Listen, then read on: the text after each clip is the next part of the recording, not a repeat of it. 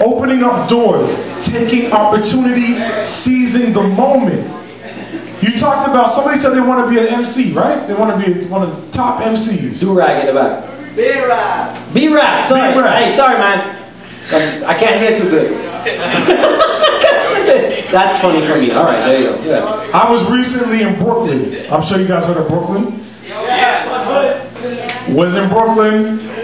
One of the scariest parts of Brooklyn at 1 in the morning.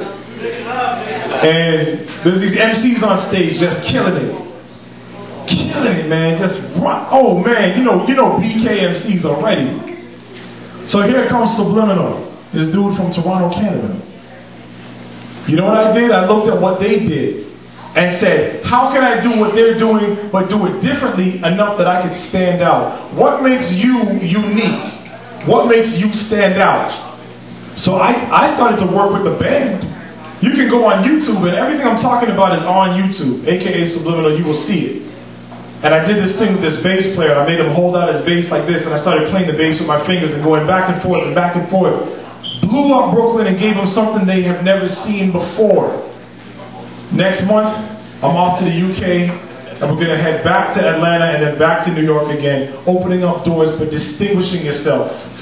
I refuse to be like everybody else, and that started, remember the story I told you about the DJing with scratching with a Walkman? Yeah.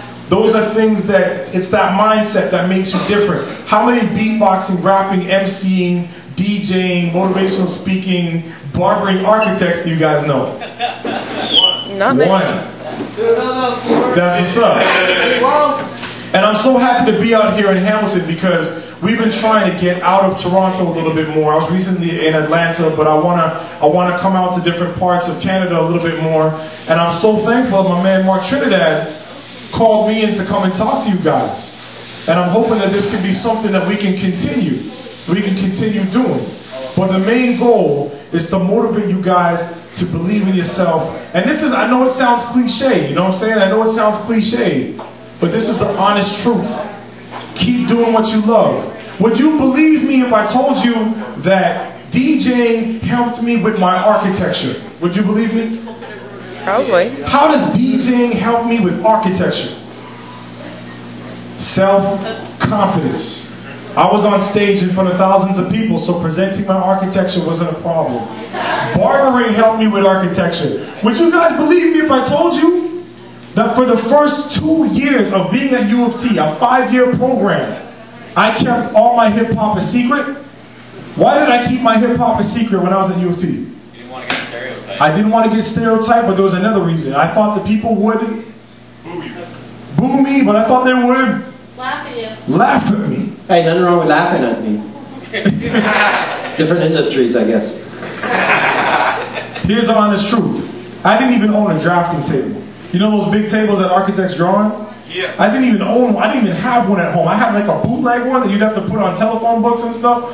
So I used to do all my work in the studio. And one night I was working there late and I overheard my classmates laughing at me. You know what they were saying?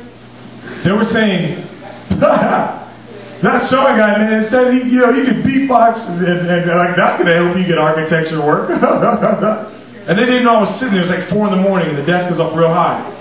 One of the person says, it says here that he could scratch records. Like, hello, when you want to scratch a record? Yeah. And they laughed. And what they didn't realize was at the time, people, I was designing this building based on what you hear instead of what you see. And it takes sounds of the city in and projects sounds of the house out. And instead of walking down hallways, they were like tubes.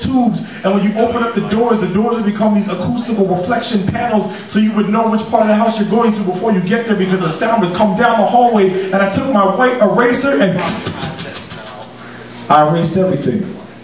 And I started designing like everybody else. And I had a professor look over my shoulder, and the professor said, Sean, what happened to that building, man? I said, oh, that was stupid. He said, look, he said, the fact that you do hip-hop makes you unique. If you can find a way to put hip-hop into your architecture, I promise you, you will do something and create something that has never been done before. So I said, you know what, this guy's right. Stood up nice and tall, started designing. I created this thing called Sound Spaces. Guess what I got on that project? A+. I got my very first A in my life on that project. My very first A.